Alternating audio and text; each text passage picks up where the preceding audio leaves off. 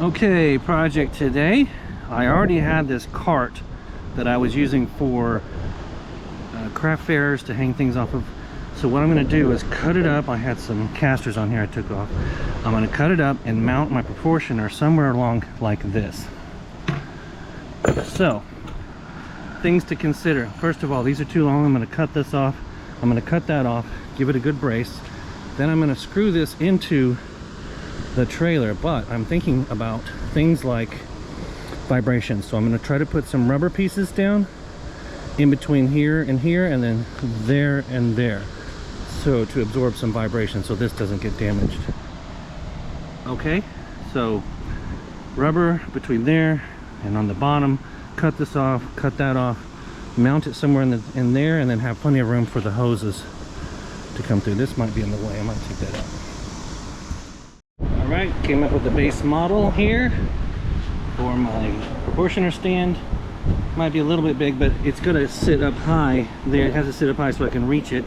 I'm putting on some lacquer here, which I already had, hopefully to protect it from the rain, so in 8, 9, 10, 12 months this doesn't just suddenly rot on me. I have to do this all over again, so I'm gonna make this protected as much as I can. Well, it might be hot in Oklahoma, but one good thing about that is it dries things out real fast. So here's my double lacquered whatever proportional holder. I found that mat there at Lowe's, and I'm going to cut it up and use this rubber to kind of absorb the shock from both the vibration of the machines and, more importantly, the ups and downs and the bounces of the trailer. So I'm cutting these up. I'm not sure how I'm going to attach them yet. I'm cutting these up to be in between the trailer and this, and the proportioner in this and this. So here we are so far.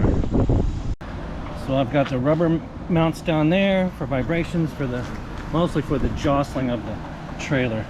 I've got some here when it's kind of anti-vibration rubber. Looks like I'm good, man. The other thing I want to do, I actually want to build a little roof for it, mostly because the sun here in Oklahoma will just damage anything in the direct sunlight. If you just leave it out, it gets to be so hot and just damaging. So I'm gonna build a little roof here out of acrylic or something. Anyway, that's it. I went ahead and tightened these because I couldn't tighten this until these were screwed all the way in. So I tightened that and that, plumber's tape. Hope I have it all right. Hope I have this set up right. We'll find out, won't we?